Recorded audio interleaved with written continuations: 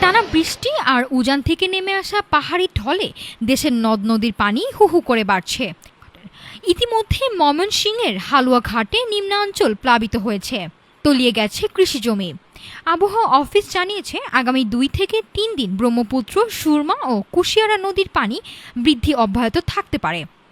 সীমান্তের গাঢ় পাহাড় থেকে নেমে আসা তীব্র স্রোত কেড়ে নিচ্ছে জনপদের স্বস্তি।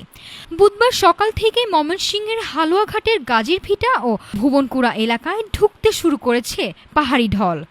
ভোরাঘাট নদীর পানি উপচে তলিয়ে গেছে রাস্তাঘাট আর বিঘার পর বিঘা ফসলি জমি। হঠাৎ আসা এই ঢলে বিপর্যস্ত হয়ে পড়েছে সীমান্ত ঘেঁষা মানুষের জীবন।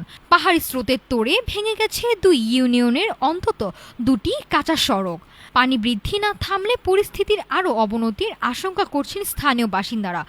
অনেকেই ঘরবাড়ি ছেড়ে গবাদি পশু নিয়ে নিরাপদ আশ্রয়ের খোঁজে ছুটছেন।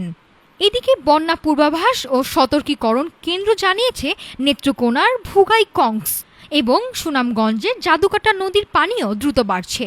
কিশোরগঞ্জের ধনু ও বাউলাই নদীর পানির বাড়ায় হাওর অঞ্চলের কৃষকদের মধ্যে নতুন করে শঙ্কা দেখা দিয়েছে। সম্ভাব্য ক্ষয়ক্ষতি মোকাবেলায় স্থানীয় প্রশাসন থেকে ব্যবস্থা নেওয়ার আশ্বাস দেওয়া হয়েছে। প্রকৃতির এই রুদ্ররূপে উপকূল আর নদী পাড়ের মানুষের এখন একটাই প্রার্থনা, উজান থেকে নেমে আসা ঢলের তীব্রতা যেন দ্রুত কমে যায়, না হলে বড় ধরনের আর্থিক ক্ষতির মুখে পড়বে দেশের উত্তর পূর্বাঞ্চলের কৃষি ও কৃষক। নাফিসা সামিয়া, ঢাকা টুডে।